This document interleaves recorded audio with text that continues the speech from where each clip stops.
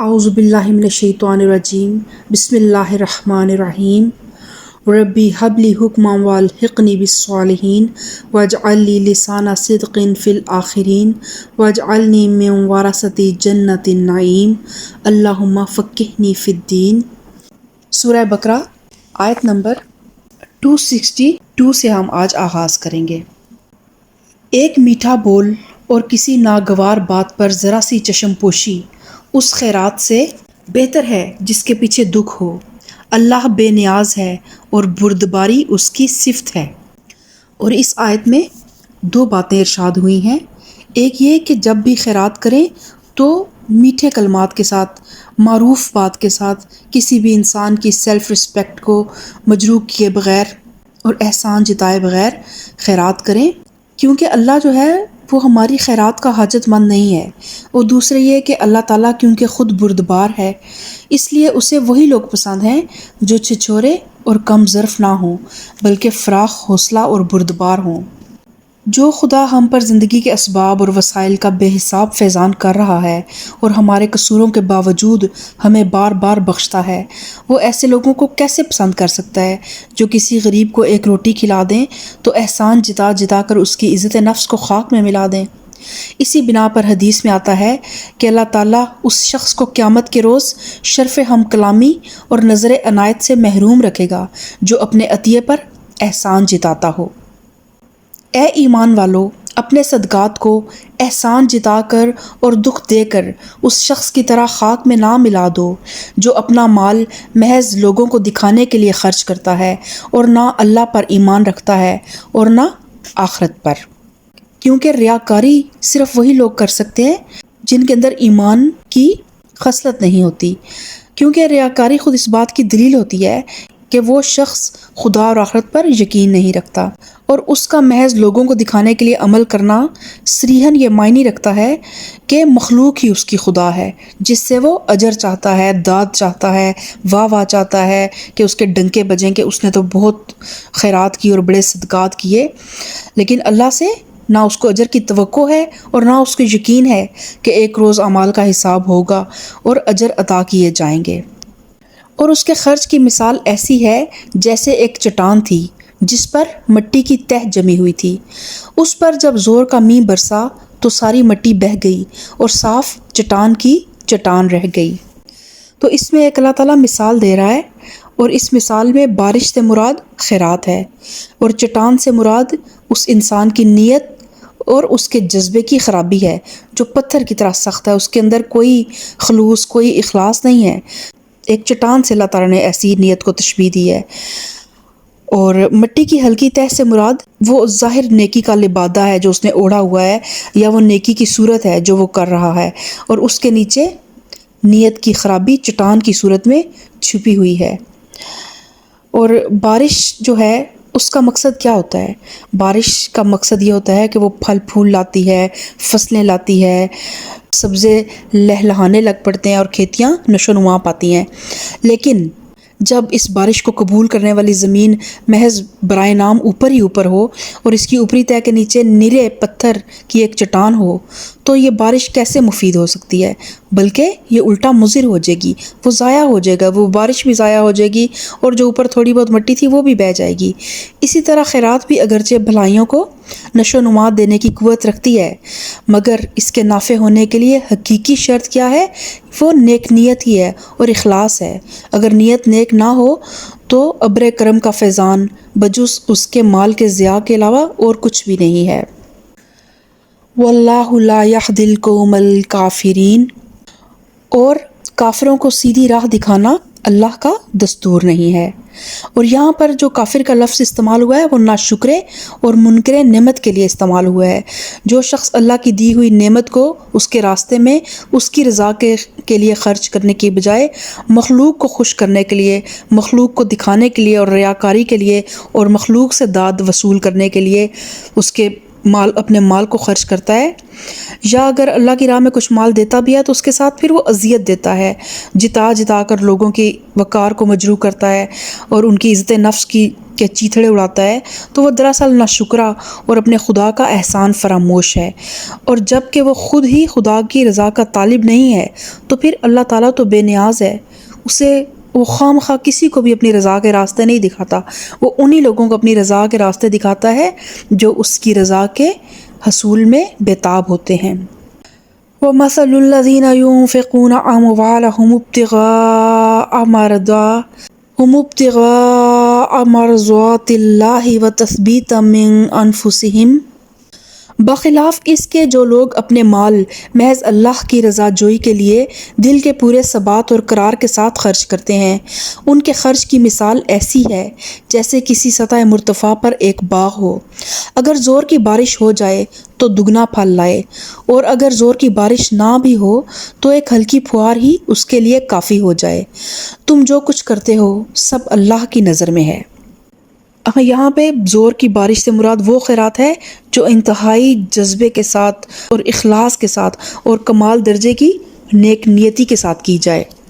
اور ہلکی پھوار سے مراد ایسی خیرات ہے کہ اگرچہ اس کی مقدار کم ہو، کوانٹٹی کم ہو، لیکن اس کی کوالٹی اتنی زیادہ ہو کہ وہ ہلکی پھوار ہی کافی ہو جائے، اور وہ اس کے بدلے میں اللہ تعالیٰ اس کو 700 گنا کر کے اس کی خیرات کو واپس کرے، بڑھا چڑھا کر اللہ تعالیٰ اس کی خیرات کو آخرت میں بھی اس کا اجر دے اور اس دنیا میں بھی اس کو اس کا صلہ دے۔ أَيَوَدُّ أَحَدُكُمْ أَن تَكُونَ لَهُ جَنَّةٌ مِّن نَخِيلٍ وَأَعْنَابٍ تَجْرِي مِن تَحْتِهَا الْأَنْهَارُ، کیا تم میں سے کوئی یہ پسند کرتا ہے کہ اس کے پاس ایک ہرا بھرا باغ ہو، نہروں سے سیراب، کھجوروں اور انگوروں اور ہر قسم کے پھلوں سے لدا ہوا ہو، اور وہ عین اس وقت ایک تیز بگولے کی زد میں آ کر جھلس جائے جب کہ وہ خود بوڑھا ہو اور اس کے کم سن بچے ابھی کسی لائق نہ ہوں۔ یعنی یہاں پہ اللہ تعالیٰ ایک بہت ہی گہری مثال دے کر انسان کو اس کی زندگی سے ہی مثال دے رہا ہے کہ انسان شاید سمجھ جائے کہ جس طرح تم یہ پسند نہیں کرتے کہ تمہاری عمر بھر کی کمائی کسی ایسے نازک موقع پر تباہ و برباد ہو جائے جب کہ تم اس سے فائدہ اٹھانے کے لیے سب سے زیادہ محتاج ہو، بچے ابھی چھوٹے ہیں، تمہیں خود بہت زیادہ ضرورت ہے، اور از سر نو کمائی کرنے کا موقع بھی ہاتھ میں باقی نہ رہا ہو، تو یہ بات تم کیسے پسند کرتے ہو کہ دنیا میں جو مدت تمہیں کام کرنے کی ملی ہے اس کے بعد آخرت کی زندگی میں تم اس طرح قدم رکھو کہ وہاں پہنچ کر یکا یک تمہیں معلوم ہو کہ تمہارا پورا کارنامہ حیات یہاں کوئی قیمت نہیں رکھتا، جو کچھ تم نے دنیا میں کمایا تھا وہ دنیا میں ہی رہ گیا، آخرت کے لیے کچھ کما کر لائے ہی نہیں کہ یہاں اس کا پھل پا سکو، وہاں تمہیں اس کا کوئی موقع نہ ملے گا کہ از سر نو اب آخرت کے لیے کمائی کرو۔ آخرت کے لیے کام کرنے کا جو کچھ بھی موقع ہے اسی دنیا میں ہے۔ یہاں اگر تم آخرت کی فکر کیے بغیر ساری عمر دنیا ہی کی دھن میں لگے رہو گے، لوگوں کو دکھانے کے لیے، صرف ریاکاریاں کرنے کے لیے، اپنے نام کے ساتھ حاجی اور شیخ اور جو بھی بڑے بڑے القاب صرف لوگوں کی زبانوں سے تاکہ نکلیں، اس مقصد کے لیے اگر تم کام کرتے رہو گے اور اپنی تمام قوتیں اور کوششیں دنیاوی فائدوں کے حصول میں جب صرف کرتے رہو گے اور کھپاتے رہو گے،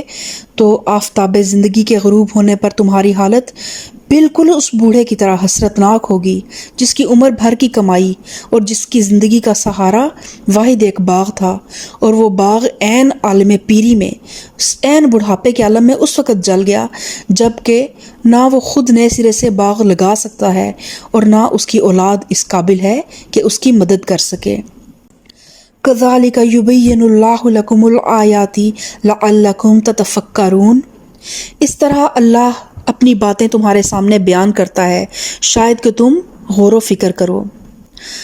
جس طرح ماں اپنے بچوں کو مثالیں دے دے کر سمجھاتی ہے نا، دنیا کے اونچ نیچ سکھاتی ہے، اس طرح اللہ تعالیٰ اپنے بندوں کو مثالیں دے کر اس آخرت کی اونچ نیچ بھی سمجھانے کی کوشش کر رہا ہے کہ شاید میرا بندہ پلٹ آئے اور شاید میرا بندہ اس آخرت کے لیے بھی کچھ سنجیدہ ہو جائے۔ یا ایھا الذین آمنوا انفقوا من طیبات ما کسبتم ومما اخرجنا لکم من الارض، اے لوگو جو ایمان لائے ہو، جو مال تم نے کمائے ہیں اور جو کچھ ہم نے زمین سے تمہارے لیے نکالا ہے، اس میں سے بہتر حصہ راہ خدا میں خرچ کرو۔ ایسا نہ ہو کہ اس کی راہ میں دینے کے لیے برے سے بری چیز چھانٹنے کی کوشش کرنے لگو، حالانکہ وہی چیز اگر کوئی تمہیں دے تو تم ہرگز لینا گوارا نہ کرو، الا یہ کہ اس کو قبول کرنے میں تم اغماض برت جاؤ۔ کہ اللہ کے راستے میں دینے کے لیے بھی چیز جو ہے وہ اگر آپ کسی غریب کو کچھ دینا چاہتے ہیں تو اس حالت میں نہ دیں کہ اتنے پھٹے ہوئے اور اتنے گھسے ہوئے کپڑے آپ دیں کہ اگر آپ جو چیز خود پہننا پسند نہیں کرتے وہ کسی پھر غریب کو بھی اس حالت میں نہ دیں، اور اچھے انداز میں چیزوں کو پیک کر کے اچھی پریزنٹیشن کے ساتھ ان کو دیں۔ اور یہاں پہ خصوصاً ذکر ہو رہا ہے جو زمین سے ہم نے فصلیں اگائی ہیں، تو جب نبی کریم صلی اللہ علیہ وآلہ وسلم کے زمانے میں بھی جب فصلوں سے حصہ دیا جاتا تھا تو اس کے لیے بہترین حصہ اللہ کے راستے میں دو، صاف ستھرے پھل، اور کوئی بھی راہ خدا میں آپ دینے لگے ہیں، رمضان میں دینے لگے ہیں، کوئی بھی چیز دینے لگے ہیں تو کوشش کریں کہ بے شک اس کی مقدار کم ہو لیکن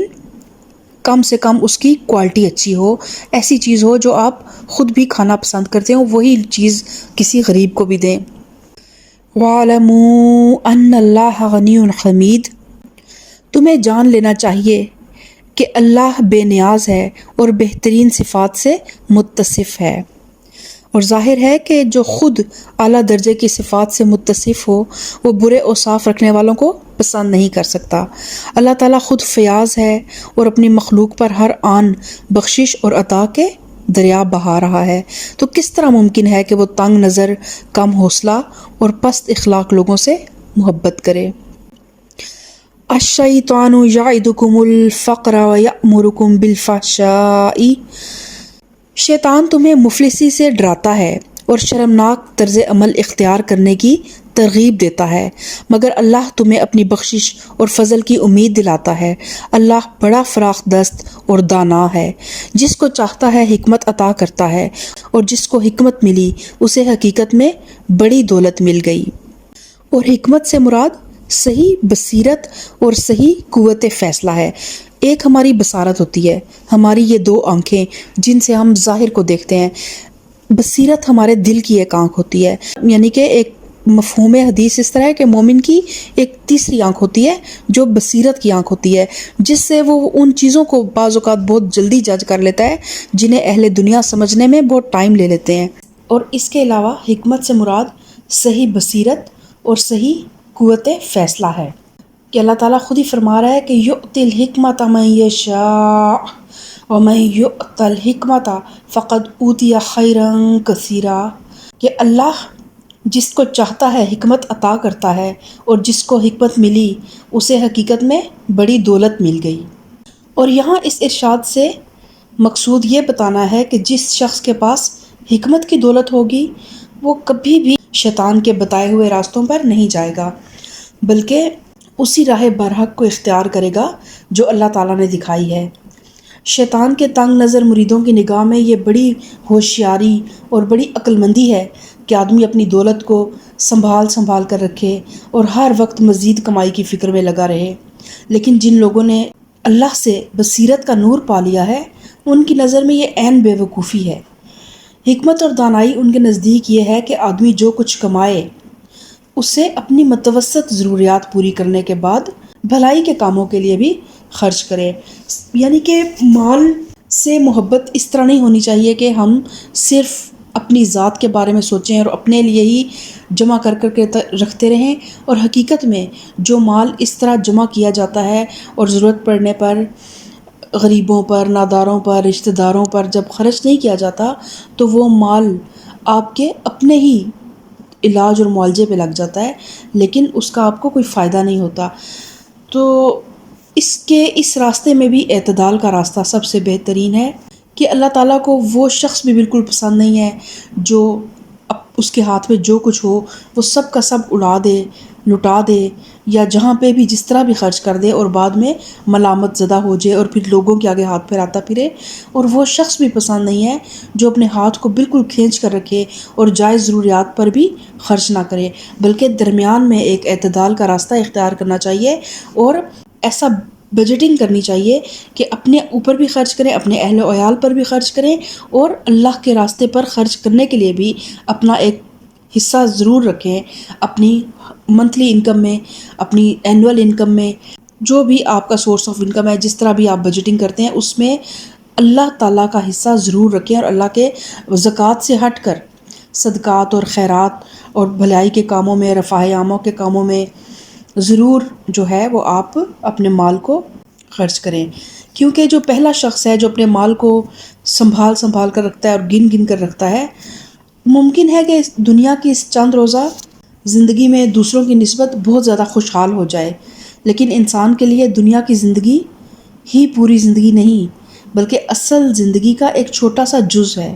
اس چھوٹے سے جز کی خوشحالی کے لیے جو شخص بڑی اور بے پایہ زندگی کی بدحالی مول لیتا ہے، یعنی آخرت کی بدحالی، وہ حقیقت میں سخت بے وقوف ہے، اور عقل مند انسان وہی ہے جس نے اس مختصر زندگی کی مہلت سے فائدہ اٹھا کر تھوڑے سرمایے میں ہی اس ہمیشگی کی زندگی میں اپنی خوشحالی کا بندوبست کر لیا۔ وَمَا يَذَّكَّرُ إِلَّا أُولُو الْأَلْبَابِ، ان باتوں سے صرف وہی لوگ سبق لیتے ہیں جو دانش مند ہیں۔ تم نے جو کچھ بھی خرچ کیا ہو اور جو نظر بھی مانی ہو، اللہ کو اس کا علم ہے، اور ظالموں کا کوئی مددگار نہیں۔ اور خرچ خواہ راہ خدا میں کیا ہو یا راہ شیطان میں، اور نظر خواہ اللہ کے لیے مانی ہو یا غیر اللہ کے لیے، دونوں صورتوں میں آدمی کی نیت اور اس کے فعل سے اللہ خوب واقف ہے۔ جنہوں نے اس کے لیے خرچ کیا ہوگا اور اس کی خاطر نظر مانی ہوگی، وہ اس کا اجر پائیں گے، اور جن ظالموں نے شیطانی راہوں میں خرچ کیا ہوگا اور اللہ کو چھوڑ کر دوسروں کے لیے نظریں مانی ہوں گی، ان کو خدا کی سزا سے بچانے کے لیے کوئی مددگار نہ ملے گا۔ اور نظر یہ ہے کہ آدمی اپنی کسی مراد کے بر آنے پر کسی ایسے خرچ یا کسی ایسی خدمت کو اپنے اوپر لازم کر لے جو اس کے ذمہ فرض نہ ہو۔ اگر یہ مراد کسی حلال اور جائز کام کے لیے ہو اور صرف اللہ سے مانگی گئی ہو، اور اس کے بر آنے پر یعنی اس مراد کے پورے ہو جانے پر جو عمل کرنے کا آدمی عہد کرے وہ بھی صرف اللہ ہی کے لیے ہو، اور اس میں کوئی بدعت اور کوئی اس ٹائپ کی چیز نہ ہو، تو ایسی نظر اللہ کی اطاعت میں ہے، اور اس کا پورا کرنا باعث اجر و ثواب ہے۔ اور اگر صورت یہ نہ ہو تو ایسی نظر کا ماننا معصیت اور اس کا پورا کرنا موجب عذاب ہے۔ ان تبدوا الصدقات فنعم هي وان تخفوها وتؤتوها الفقراء فهو خير لكم، اگر اپنے صدقات اعلانیہ دو تو یہ بھی اچھا ہے، لیکن اگر چھپا کر حاجت مندوں کو دو تو یہ تمہارے حق میں زیادہ بہتر ہے۔